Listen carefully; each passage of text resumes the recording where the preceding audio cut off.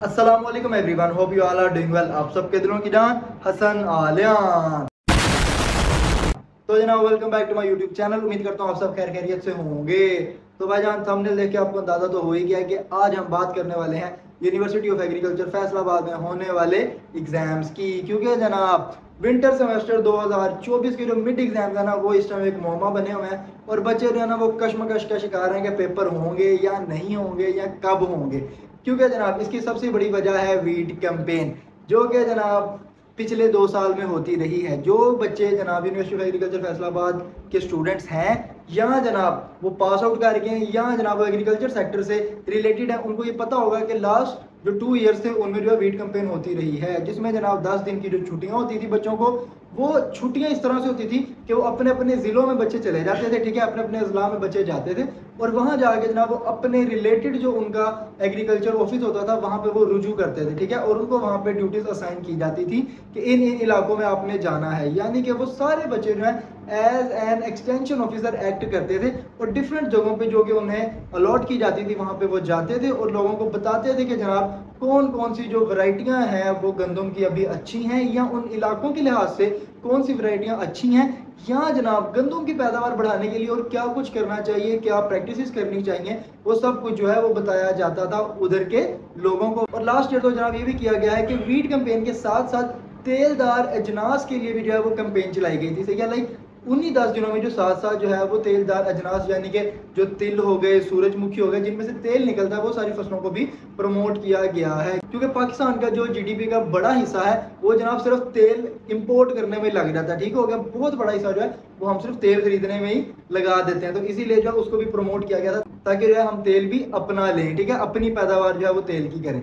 लेकिन इस साल जनाब अभी तक जो वीट कैंपेन होती नहीं नजर आ रही, क्योंकि ये जो वीट कैंपेन हुआ करती थी ये जनाब पंजाब एग्रीकल्चर जो डिपार्टमेंट है और यूनिवर्सिटी ऑफ एग्रीकल्चर फैसलाबाद की इश्तराक से होती थी। लेकिन वो करवाते होते थे जनाब राना इकरार साहब, जो कि उस टाइम के वीसी थे, तमगा इम्तियाज, सितारा इम्तियाज।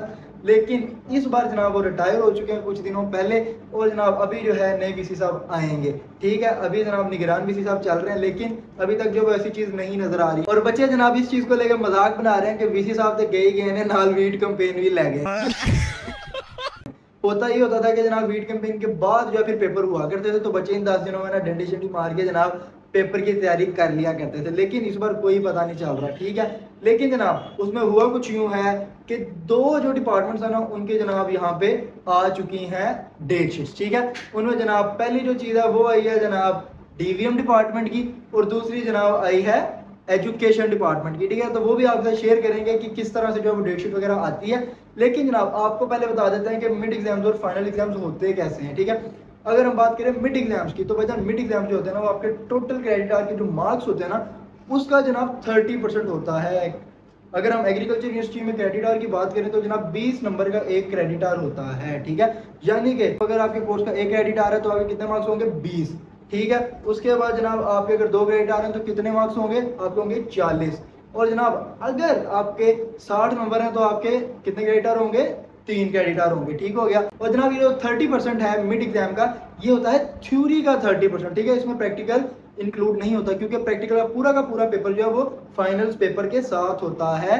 वो पूरा का पूरा 20, 40, 60 नंबर का जो पेपर है वो अलहदा से होता है, ठीक है। उसके जितने भी क्रेडिट आवर होंगे, ये जो 30% है ये कितने क्रेडिट आवर में से है, ये थ्योरी के क्रेडिट आवर में से 30% होता है। और जनाब मिड एग्जाम्स की अगर हम डेट्स की बात करें या इनकी टाइमिंग की बात करें तो ये जनाब होता है आपके सेमेस्टर के 8 हफ्तों के बाद। टोटल जो सेमेस्टर होता है वो होता है 16 हफ्ते का और मिड कब होता है, 8 हफ्ते के बाद, यानी कि आधे सेमेस्टर के बाद। जनाब अक्सर औकात ये होता है कि मिड जो है वो विंटर सेमेस्टर के वो थोड़े से लेट हो जाते हैं क्योंकि एडमिशन हो रहे होते हैं। जिस तरह अगर मैं अपने एडमिशन की बात करूं, जो पहली लिस्ट थी जनाब वो लग चुकी थी तकरीबन आज से 1.25 महीना पहले, ठीक है। लेकिन जो तीसरी लिस्ट लगी है वो जनाब अभी लगी है 2 हफ्ते पहले। तो इसका मतलब क्या है कि वो बच्चे जो न्यू आए हैं उनके 2 हफ्ते ज़ाया हो गए, वो अभी आए हैं और 2 हफ्ते बाद उनका पेपर हो जाए, ऐसा नहीं हो सकता। तो इसलिए जो ये सेमेस्टर होता है हमारा, इसके मिड ज़रा लेट हो जाते हैं, फाइनल फिर इसके जल्दी आ जाते हैं। क्यों, जो हफ्ते इधर गए होते हैं वो वहाँ से तो आगे नहीं होने होते क्योंकि रहना तो 16 ही है, तो इस तरह वो कंपलसेट नहीं हो सकते। तो इसीलिए जो फाइनल है ना वो बिल्कुल जल्दी आ जाते हैं और कोर्स उतने का उतना ही होता है, ठीक है। तो ये सिनेरियो जो है वो बनता है मिड एग्जाम्स में, ठीक हो गया। और अगर हम बात करें फाइनल एग्जाम्स की, तो फाइनल एग्जाम जनाब बकिया जो 70% होता है थ्योरी का वो भी होता है और जनाब वो जो आखिरी 2 हफ्ते होते हैं ना, 15वां और 16वां हफ्ता, वो उनमें होते हैं, ठीक है। और बाकी जैसे कि मैंने बताया कि फाइनल के साथ प्रैक्टिकल भी होने होते हैं, तो प्रैक्टिकल का जो पोर्शन होता है वो भी सारी की सारी जो डेट शीट है वो आपके फाइनल के साथ प्रैक्टिकल की भी बनती है।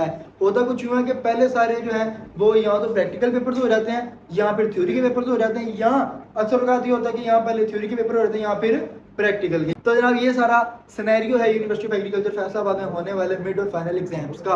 और अगर हम बात करें कि इन पेपर्स का रिजल्ट कब आता है, तो भाईजान जैसे ही आपके फाइनल एग्जाम्स की डेट शीट आती है तो साथ ही जो है वो सेमेस्टर कब खत्म हो रहा है ये भी आ रहा था कि सेमेस्टर तब तक खत्म होना है, और कंट्रोलर ऑफिस को आपके टीचर्स ने जो अपना रिजल्ट है वो सबमिट करवाना है वो कब करवाना है। तो जिन डेट्स पे जनाब कंट्रोल ऑफिस को रिजल्ट सबमिट होना होता है ना, उसे 1-2 दिन बाद जो रिजल्ट आना शुरू हो जाता है। कंट्रोल ऑफिस बेसिकली वो इदारा है जहाँ पे आपका या हमारा सारा कट्टा चट्टा पड़ा होता है, सारे पेपर्स हमारे वहाँ पे सबमिट होने होते हैं, हमारे सारे जो रिजल्ट्स हैं वो वहाँ पे सबमिट होते हैं, ठीक है।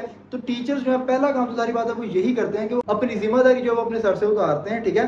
लाइक वो पेपर्स चेक करके सबसे पहले वो वहाँ पे सबमिट करवाते हैं, रिजल्ट वगैरह वो वहाँ पे देते हैं। उसके बाद आहिस्ता आहिस्ता फिर जो टीचर्स अपलोड करना शुरू कर देते हैं उसको वेबसाइट पे, ठीक है। कुछ टीचर्स जो हैं वो पहले भी वेबसाइट पे जो है LMS पे जो है उसको अपलोड कर देते हैं, ताकि कुछ बच्चे अगर अपने मार्क्स जो निगोशिएट करना चाहते हैं, निगोशिएट यानी कि इस सिलसिला में कि पेपर चेकिंग होती है, ठीक है, जो टीचर्स चेक करवाते हैं वो फिर इस तरह से करते हैं, पेपर चेक करवाते हैं, अगर उसमें कमी पेशी होनी हो तो वो आपको बता देते हैं या आप उनसे डिस्कस करते हैं, सर ये मैंने ठीक लिखा है गलत लिखा है तो इसके इतने मार्क्स बनते हैं। तो वो इस तरह से निगोशिएशन होती है, वो वाली निगोशिएशन नहीं कि सर ये 2 बढ़ा दें 4 बढ़ा दें, ऐसे नहीं होता। यानी कि अगर गलती है चेकिंग में तो फिर वो बढ़ जाता होता है, ठीक है। इस तरह से निगोशिएशन होती है, वरना अगर कंट्रोल ऑफिस में पहले सबमिट हो जाए रिजल्ट और अपलोड हो बाद में तो फिर कोई निगोशिएशन नहीं होती, क्योंकि वो रिजल्ट फिर फाइनल हो जाता है, कोई भी जो है फिर उस पर प्ली आप नहीं कर सकते, ठीक हो गया जनाब। अभी फिर मैं आपको DVM की सारी जो है वो डेट शीट दिखाता हूँ कि किस तरह से जो है डेट शीट आती है और किस तरह से फिर हमने उसको फॉलो करना होता है। तो जनाब ये चेक करें, इस तरह की जो है वो सारी डेट शीट होती है और यहाँ पे सारा लिखा होता है कि कौन सा सेमेस्टर है, कौन सी डेट है, कौन सा दिन है, कितने बजे जो है वो आपका पेपर होना। और मेन चीज जनाब जो बताने वाली है वो ये है कि मिड एग्जाम जो है ना, अगर किसी बच्चे का किसी वजह से रह जाता है, छूट जाता है फॉर अ वैलिड रीजन, फिर जनाब वो दोबारा कंडक्ट किया जा सकता है फाइनल्स के साथ या फाइनल से पहले पहले। लेकिन फाइनल एग्जाम की ये बात बड़ी पक्की है कि फाइनल एग्जाम दोबारा नहीं होता, ये जनाब पत्थर पे लकीर के बराबर है, ठीक है। यानी कि अगर आपका मिड रह गया तो मिड जनाब आपका दोबारा हो सकता है, अगर आपका प्रैक्टिकल पेपर रह गया है तो जनाब आपका मिड जितना मर्जी अच्छा हुआ, प्रैक्टिकल जितना मर्जी अच्छा हुआ, आपका जनाब फाइनल का पेपर दोबारा नहीं होगा। और अगर आप मिड और प्रैक्टिकल के कलेक्टिव मार्क्स लेके पास नहीं हो पा रहे तो फिर आप फेल हो जाते हैं, ठीक है। लेकिन आपका जो फाइनल का पेपर जो रह गया वो दोबारा नहीं होगा। तो जनाब ये थी पेपर्स के मुतालिक तमाम डिटेल, उम्मीद करते हैं आपको समझ आई होगी। और इसके अलावा जनाब कोई बात आपके जहन में पूछने वाली हो तो आप लाजमी पूछेगा, ठीक हो गया। तो भाईजान यही भी करते हैं फिर आज के लोगों को एंड। उम्मीद करते हैं आपको अच्छा लगा होगा, वीडियो अच्छा लगे तो लाइक कमेंट शेयर करें, चैनल को करें सब्सक्राइब, दुआ में याद रखें। अल्लाह हाफिज।